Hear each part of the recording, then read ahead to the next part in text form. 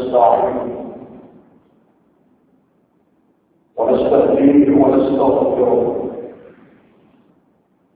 ونعوذ بالله من شرور انفسنا ومن سيئات اعمالنا من يهده الله فلا مضل له ومن يضلل فلا هادي له أشهد أن لا إله إلا الله وحده لا شريك له وأشهد أن محمدا عبده ورسوله اللهم صل على سيدنا محمد وعلى آله وصحبه أجمعين أما بعد يا أيها الذين آمنوا اتقوا الله حق ولا تموتن إلا وأنتم مسلمون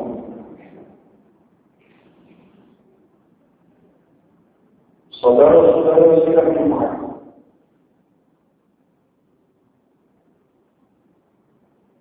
مرحبا فبعد أن تقوم ببركات لكم لي kita perlu masalah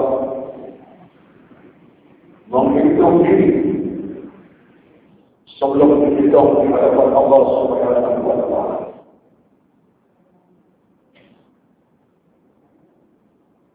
Kita menjelaskan kehidupan yang dirawat oleh Allah Subhanahu wa Ta'ala. Mewarisi kehidupan yang diajarkan oleh Rasulullah sallallahu alaihi wasallam. Kehidupan bersama Islam dan melaksanakan Islam dalam seluruh aspek kehidupan. Muatan kehidupan bersama Islam adalah merupakan tuntutan syariat yang telah ditentukan komitmen kepada Allah Subhanahu wa Ta'ala. Kehidupan beragama adalah berasaskan kepada akidah yang suci, memahami tentang fasih kebohongan Allah, berbasis atas asas kalimat yang suci. أشهد أن لا إله إلا الله كلمة الله yang keras dalam kehidupan setiap manusia, melahirkan konsep ketauhidan yang benar dan keyakinan yang benar terhadap Allah Subhanahu wa Ta'ala. Satu kalimat yang telah membesarkan di antara manusia yang berbeda dengan yang mukmin, yang berdosa dengan tidak berdosa. Itulah kalimat yang dibawa oleh Rasulullah sallallahu alaihi wasallam yang bukan sekadar merubah keadaan manusia secara pribadi, bahkan merubah tamadun keadaan manusia. Kalimat yang telah menjilurkan dalam hati para sahabat rasa takut dan taat kepada Allah Subhanahu wa Ta'ala, meninggalkan kemaksiatan dan kekufuran dari alam keyakinan yang gelap kepada alam Islam yang penuh dengan cahaya keimanan. Itulah kalimat yang telah menukar waktu Umar bin Al-Khattab radhiyallahu anhu yang dalam berbagai di saat-saat sebelum Islam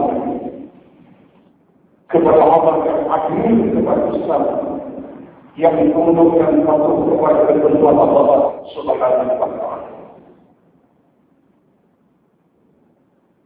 Itulah kalimat yang besar yang telah memperhatikan masyarakat al-Nabi dan Tuhan di saat mereka berbalas tentang berperang sama mereka.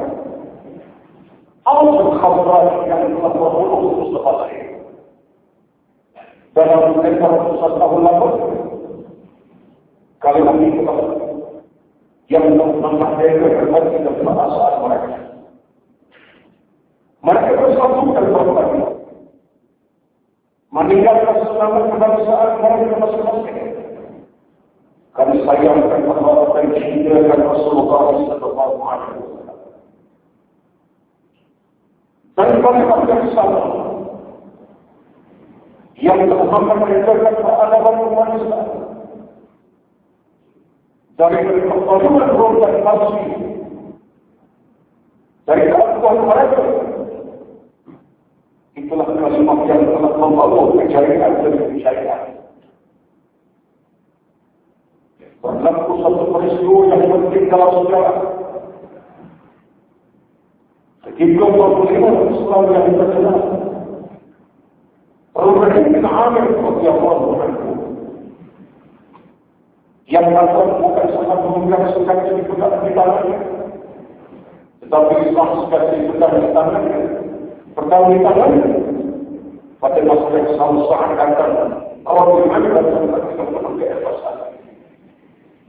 Dalam semua yang Allah mengendalikan Allah, ketika pakai Rasul yang terkenal dengan keakuan berkata, lima kali kita tidak mengatakan kamu kata dari kami. Rasul bin Amir yang membawa kunci Islam yang mulia. Berasal dari tauhid Allah Subhanahu wa Ta'ala. Walaupun orang disingkatkan penuh, tetapi kekuatan iman yang kokoh dalam kafir.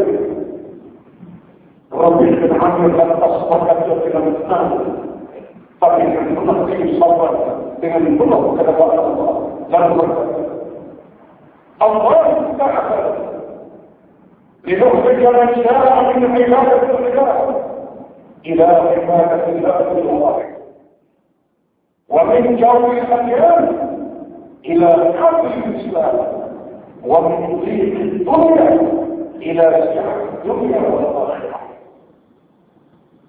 Ucapan meninggalkan Islam Rasul, kehadiran Rasul masih terjatuh di dalam Rasul. Kata-kata yang besar di dalam Rasul. Dengan dekatan hati yang penuh keikhlasan, dengan tauhid yang ada dalam dada. Beliau berkata, Allah telah mengirimkan kami. Allah memutuskan kami untuk membebaskan manusia daripada mengabdikan diri kepada manusia, kepada mengabdikan diri kepada Allah Tuhan semesta alam. Untuk membebaskan manusia daripada kezaliman sistem yang ada kepada keadilan Islam yang nyata. Membebaskan manusia dari dunia yang sempit kepada kawasan dunia yang akhirat. Kata-kata yang seperti itu Tuhan direkamkan dalam buku sejarah oleh seorang pemimpin sebagai terkenal Rasul bin Amir radhiyallahu anhu. Inilah antara jenis sejarah yang sewajarnya diingatkan kembali oleh umat Islam supaya kekuatan umat Islam berkata ujian mereka masyarakat. Asyhadu an la ilaha illallah. Itulah kalimat yang memberikan kekuatan hati, kekuatan moral, kekuatan iman, kekuatan takwa, kekuatan yang membawa kepada dalam aspek individu, keluarga masyarakat, bahkan dalam terutama di zaman-zaman terakhir ini, di zaman umat Islam sedang dirata oleh musuh-musuh. Bukan musuh Yahudi, musuh kita umat Islam sendiri.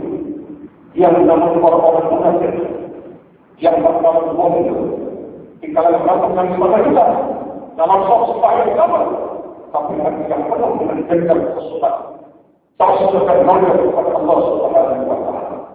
Inilah cabaran yang akan berlangsung dalam kehidupan menimbulkan kawin ke masyarakat umat Islam dalam persoalan yang terpatut dari Allah ini, dalam syariat, hukum-hukum dan sebagainya. Mengapa begitu keadaan? Kerana ada di umat Islam yang habis dalam musuh, yang musuh kekeruh, yang ingin berdiri, sedang syahadat yang sama diucapkan. Asyhadu an la ilaha illallah. Mengakui kepada Allah Subhanahu wa Ta'ala. Allah yang berkuasa di bumi. Allah yang berkuasa pada masyarakat. Allah yang berkuasa pada dunia. Kalau itu benar. Inilah politik yang sedang berlaku, yang telah menghancurkan Islam. Di saat Islam yang bertimbangan dengan sabda Rasulullah sallallahu alaihi wasallam. Dengan riwayat Imam Ahmad dan Sahih, ada sabda Nabi sallallahu alaihi wasallam, "Tushikul Qur'an an takhriba wa hiya 'amiratun." Akan bersatu bersama ke persoalan kehidupan negara. Islam mereka sekali lagi macam-macam. Mereka sudah berada dalam kemuliaan macam-macam. Tapi mereka sedang mengambil keuntungan dan kebinasaan dengan keuntungan mereka. Al-Fasaqah Nabi sallallahu alaihi wasallam, "Idza ala bujjaruha atrara." Yang pertama, apabila ramai orang-orang jahil mengatasi orang-orang yang terakhir di dalam mereka. Orang-orang yang sepaham Islam mengatasi kalangan mereka dari kalangan orang-orang yang berilmu dan berkata kepada Allah Subhanahu wa Ta'ala. Majoritinya adalah orang-orang jahil tentang agama. Dan beberapa orang yang paham agama tapi jahil tentang Islam. Itulah golongan agama. Golongan agama semakin berkecil. Golongan ilmu semakin kurang. Golongan bersama kebenaran di tangan kita. Inilah hadiah yang disampaikan Nabi tercinta, Nabi kita Rasulullah sallallahu alaihi wasallam. Pada dunia Islam, kemudian kepada Islam negara dan masyarakat makin maju, makin canggih dan canggih. Itu peringatan yang pertama. Peringatan yang kedua, sabda Nabi sallallahu alaihi wasallam, "Idza kana al-qadhi nadara munaffiqun."